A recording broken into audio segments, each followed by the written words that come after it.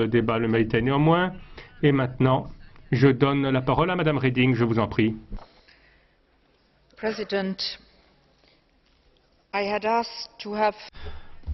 Madame la Présidente, j'ai demandé à ce que le Parlement européen trace une ligne claire sur cette question parce qu'il n'y avait pas de positionnement clair du Parlement européen jusqu'ici. J'ai entendu beaucoup d'opinions divergentes, ce qui en soi montre déjà la complexité de cette question. J'aimerais souligner encore une fois ceci. La Commission respecte le traité de Lisbonne et par conséquent, elle n'intervient pas dans la souveraineté des États nationaux.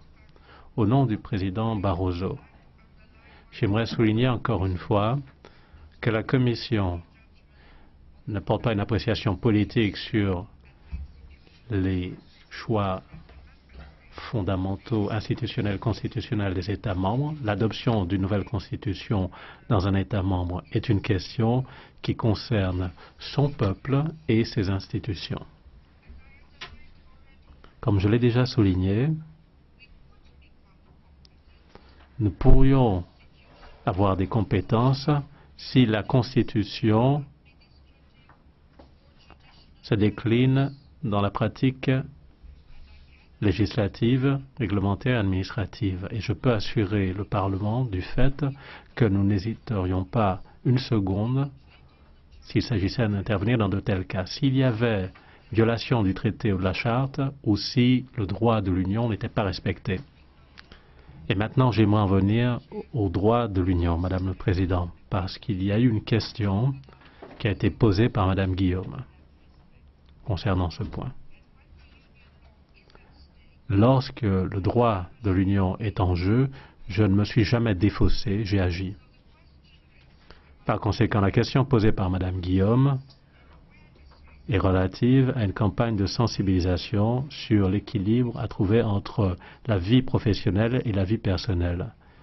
Campagne qui avait été financée par le programme Progress et qui faisait partie de la campagne de promotion montrant un fœtus avec les termes « Let me live » avec le logo de la Commission. Laissez-moi vivre. Je l'ai dit de façon très claire, cette campagne ne cadre pas avec le programme Progrès, ne correspond pas aux propositions de projets soumis par les autorités hongroises au service de la Commission. Et partant, la Commission a demandé l'arrêt de cette partie de la campagne sans délai, retirer tous les posters existants et si les conditions précitées n'étaient pas remplies, on lancerait des procédures pour mettre un terme à l'accord de convention et tirer les conséquences qui s'imposent, notamment les questions financières. Voilà, ça c'est la réponse que nous apportons lorsque le droit communautaire est en jeu. Les constitutions ne relèvent pas de notre domaine de compétence.